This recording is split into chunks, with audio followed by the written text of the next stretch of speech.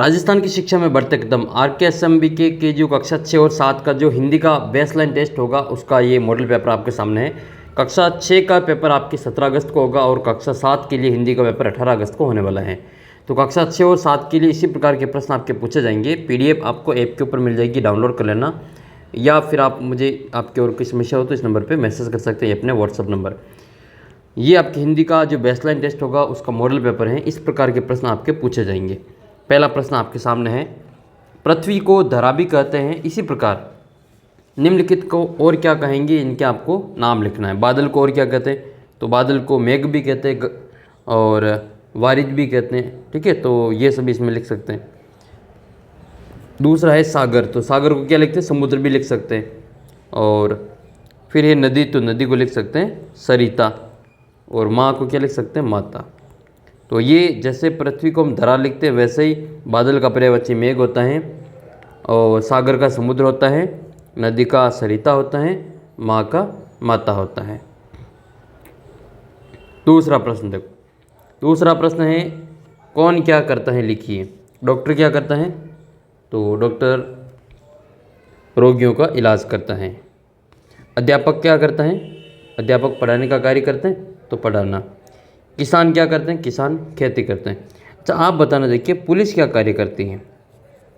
Police का कार्य आपको कमेंट करके बताना। देखिए ये मैं आपके लिए छोड़ रहा हूँ, जैसे मैंने आपको ये 3 बताए वैसे ही पुलिस का भी आपको कमेंट करके बताना है। तीसरा प्रश्न देखो, नीचे दिए गए वाक्यों को रेखांकित शब्दों के विलोम शब्द लिखकर वाक्य को पूरा करना है। इनके विलोम लिखना है। चूहा छोटा होता है, तो छोटा का विलोम क्या हो जाएगा, बड़ा हो जाएगा, तो छोटा का विलोम बड़ा। हाथी का वजन अधिक होता है और चूहे का वजन कम होता है, तो अधिक और कम हो जाएगा, हाथी का वजन अधिक और चूहे का वजन कम हो जाएगा। वर्षा को गर्म कचौरी पसंद है, वर्षा को गर्म कचौरी पसंद है, जबकि हर्षा को ठंडी लस्सी पसंद है, तो गर्म का क्या हो जाएगा, ठंडी हो जाएगी। नेक्स्ट है, श्याम पट का रंग काला होता है, जबकि चौक का रंग, काला का विलोम क्या हो जाएगा, सफ़ेद हो जाएगा। तो इस प्रकार से आपको इनके विलोम शब्द लिख लेने, विलोम शब्द इनके लिख लेने। मैं कुछ शब्द और लिखता हूँ, उनके आपको विलोम शब्द बताने। जैसे एक तो सुख का, सुख का विलोम क्या होता है, कमेंट करके बताना। एक गरीब का विलोम क्या होता है, ये दोनों कमेंट करके बताना। चौथा क्वेश्चन है, चौथे क्वेश्चन में आपको नीचे लिखे वाक्यों में से संज्ञा शब्द छांट कर बताना है। बोतल में पानी है, तो इसमें संज्ञा क्या हो जाएगी, बोतल। कविता भोजन बनाती है, तो इसमें कविता और भोजन, इसमें कविता, इसमें आपके संज्ञा हो जाएगी। नेक्स्ट है, बीना जयपुर जा रही है, तो इसमें बीना और जयपुर दोनों संज्ञा हो जाएंगी। पवन पतंग उड़ा रहा है, तो पवन इसमें आपके संज्ञा हो जाएगा। एक एक याद कर लेना इसका। उचित विराम चिन्ह लगाकर अनुच्छेद को पूरा करना है। यहाँ पर आपकी एक लाइन दे रखी है, इसमें विराम चिन्ह लगाने। आज आसमान में बादल छाए हुए हैं, यहाँ पर पूर्ण विराम आएगा, ऐसे खड़ी लाइन आएगी। फिर देखो नाम है ये रामा, श्यामा, राधा, कमला, तो इनके बीच में ये अल्प विराम आएगा। ठीक है, ये आपके अल्प विराम आएगा ये। और खेत पर गई हुई हैं, तो इसमें पूर्ण विराम आएगा। माँ ने कहा, न जाने मेरी बच्चियाँ कैसी होगी, इसमें प्रश्न पूछ रहा है तो ये प्रश्नवाचक आएगा इसमें। पिता ने पूछा, बच्चियाँ कब गई थी, ये भी कब है, यानी कि प्रश्न पूछा है तो प्रश्नवाचक है। फिर नीचे दिए गए संवाद को आगे बढ़ाइए, यानी कि आपको ये चौक और डस्टर के बीच का जो संवाद है उसको आगे बढ़ाना है। जैसे चौक, मैं सबको पसंद आती हूँ, लिखने का काम करती हूँ, और डस्टर, शाम पट को लिखने जैसा मैं ही बनाता हूँ। ठीक है, इस प्रकार से आपको इसमें इस संवाद को आगे बढ़ाने। चौक कहेगी, फिर वापस डस्टर कहेगा। नेक्स्ट है 7वां क्वेश्चन, बताइए इन वाक्यों में कौन सी क्रिया सकर्मक है और कौन सी क्रिया अकर्मक है। तो गोविंद चित्र बना रहा है, तो ये तो हो जाएगी आपकी सकर्मक क्रिया। आशा खाती हैं, ये भी आपकी सकर्मक क्रिया हो जाएगी। भरत पानी भरता है, तो इसमें आपकी सकर्मक क्रिया है। किरण आती हैं, तो ये आपके अकर्मक क्रिया हो जाएगी। 8वें प्रश्न में नीचे दिए गए शब्दों को सही क्रम में लगाकर वाक्य निर्माण करना है। साधन है भेजने के समाचार क्या क्या, तो इसको सही क्रम में लिखेंगे तो ये साफ बनेगा वाक्य। समाचार पत्र भेजने के क्या साधन क्या क्या हैं, तो इसमें इस प्रकार से आपका पूर्ण वाक्य बना लेना है। झुंड एक था उड़ कबूतरों का रहा, इसको पूरा वाक्य बनाएंगे। कबूतरों का एक झुंड उड़ रहा था। गाड़ी चलाते समय हमें किन किन बातों का ध्यान रखना चाहिए, तो ये आप अपने हिसाब से लिख सकते हैं गाड़ी चलाने वाला, कि आप गाड़ी चलाएंगे तो आपको किन किन बातों का ध्यान रखना चाहिए। तो छोटी क्लास में अभी तो आप नहीं चलाते गाड़ी, लेकिन जब बड़े हो जाएंगे तो सड़क पर गाड़ी चलाते समय किन किन बातों का ध्यान रखना चाहिए वो बातें आपको इसमें लिखनी है। जैसे शराब पीकर वाहन नहीं चलाना चाहिए, ट्रैफिक नियमों का पालन करना चाहिए, ओवरलोडिंग ओवरटेकिंग नहीं करना चाहिए। इस प्रकार से इसमें आपको कुछ बातें लिख लेनी है। 10वां जो प्रश्न है उसमें आपको गद्यांश दे रखा है, इसको पढ़ के 5 प्रश्न बनाने हैं। मैना नाम की एक छोटी बच्ची थी और उसके पिता का नाम था नाना फडणवीस। नाना साहब देश की आज़ादी चाहते थे और मैना भी उनके विचारों से सहमत थी। अंग्रेज़ इस बात पर उन दोनों से नाराज़ थे।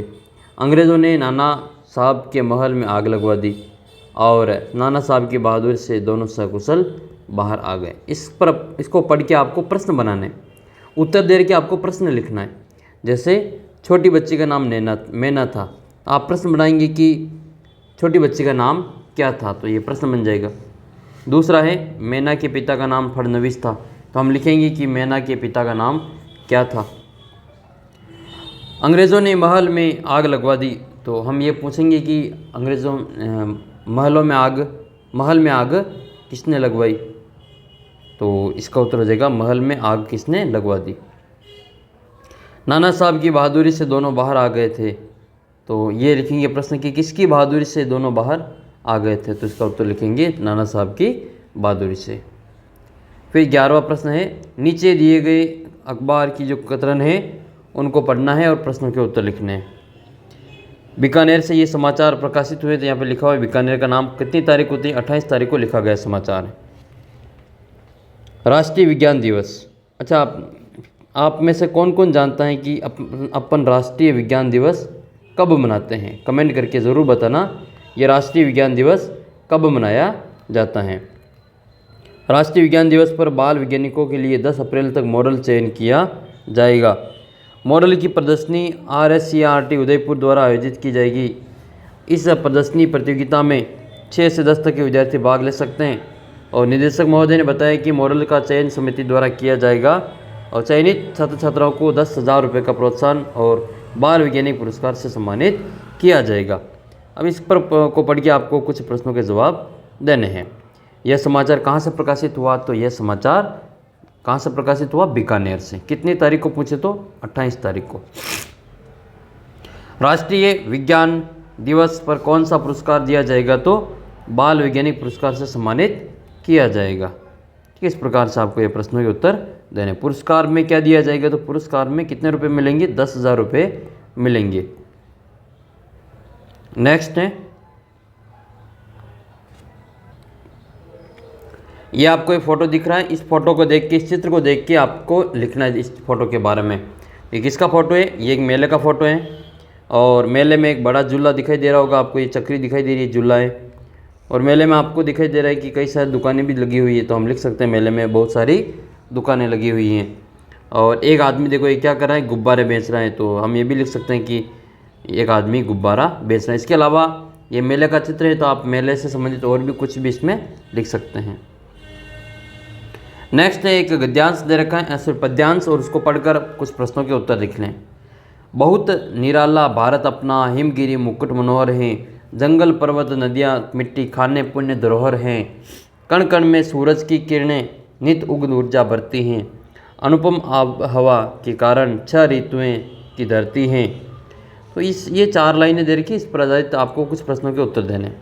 और प्रयुक्त पद्यांश का शीर्षक क्या हो जाएगा, तो अपना निराला भारत हो जाएगा। अपने देश के बारे में बात हो रही है। पुण्य धरोहर किससे कहा गया है, तो पुण्य धरोहर यहाँ पर आया था, किसको कहते हैं, जंगल पर्वत नदियाँ और मिट्टी और खानों को पुण्य धरोहर कहा जाता है।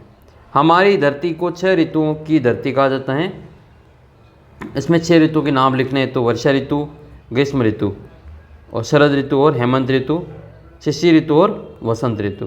ठीक है, तो ये आपके वसंत ऋतु तक 6 ऋतुएँ होती हैं। हम भारत को की धरती को कैसे सजा और संवार सकते हैं, तो पेड़ पौधे लगाकर, वन जीवों की रक्षा करके, संरक्षण करके, व प्रदूषण कम करके, ये सभी हम भारत की धरती को अच्छे प्रकार से संवार सकते हैं। बड़े भाई के विवाह में अपने मित्र को निमंत्रित करते हुए पत्र लिखना है।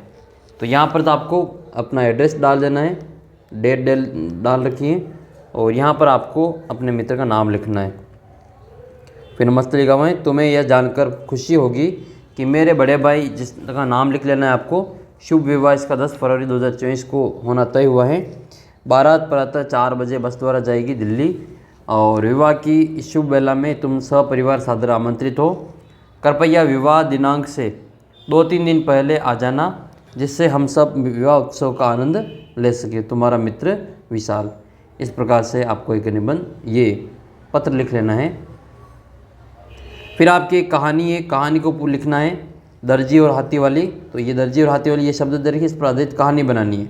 तो एक बार एक हाथी था, वह रोजाना नदी पर पानी पीने जाता था, और रास्ते में एक दर्जी की दुकान थी। दर्जी उसको हमेशा खाने को देता था। हाथी खुश था और दर्जी भी खुश था।